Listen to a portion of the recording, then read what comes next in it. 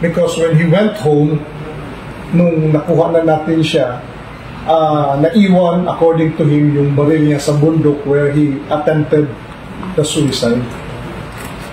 If I may add something, yung violence against women is a primary jurisdiction ng NBI. Isa yun sa mga crimes na kami ang may primary jurisdiction. In fact, not only here in Cebu, in so many other cases, yung hepe natin, si Attorney Yellen Agus, chief ng violence against women and children, can attest to the volume of cases na linalapit sa akin involving violence against women and children.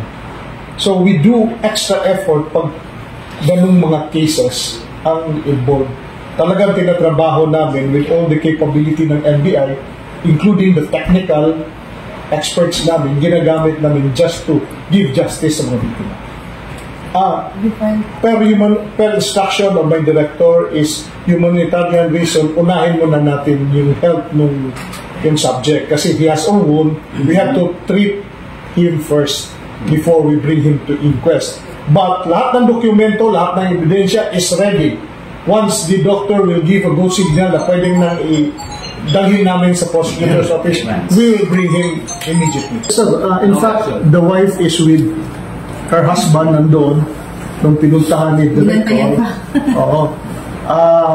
Sinagot na nga ng NBI for humanitarian reasons yung gamot, yung papa-opera. So, nakausap na.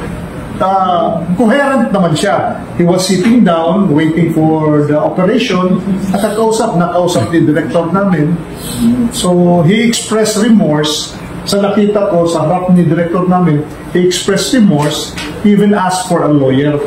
Kaya kumuha tayo ng IBP na lawyer to assist him mag-execute siya ng extrajudicial profession.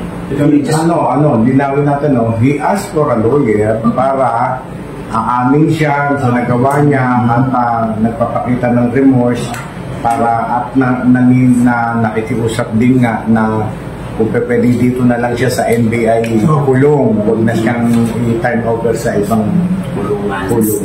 Ito naman, habang tinatrial yung case niya, but then pagka nakumbik na siya, we have no other recourse but to turn him over to the National Penitentiary in before. Mabigat ito. Wala tayong death penalty, reclusion perpetual. At walang walang bail. Meantime, wala siyang bail. Hindi siya pwedeng mag-bail. So, ayun, marami tayong ang tawag namin dyan ay, ang may gawa ay kamag-anak, tawag namin dyan ay incestuous rape.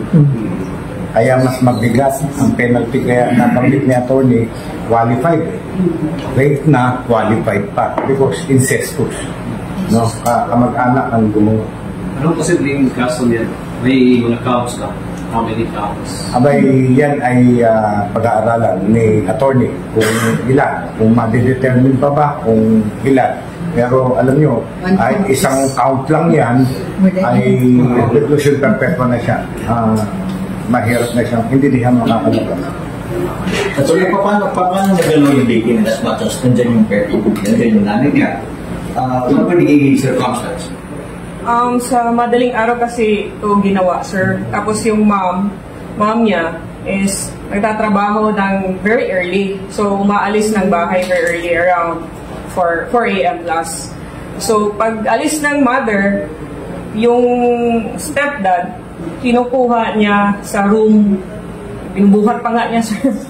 Tapos, tinatransfer niya doon sa sala kasi doon sila nakahiga with the mom and yung lalaki. So, tapos yan talaga niya, sir. Penetration, if that's the term talaga, sir. Penetrate. To be open about everything, yung Lola is a job order employee of our office in charge sa kitchen natin. Siya nagsumbong yesterday because she noticed that her granddaughter is iyak na iyak, uncontrollably, nagulat siya. So, naiisip niya yung information what was done to her for so long a time. So, inaksyonan kaagad namin with the authority ni director namin na aksyonan ka agad, inaksyonan ka agad namin.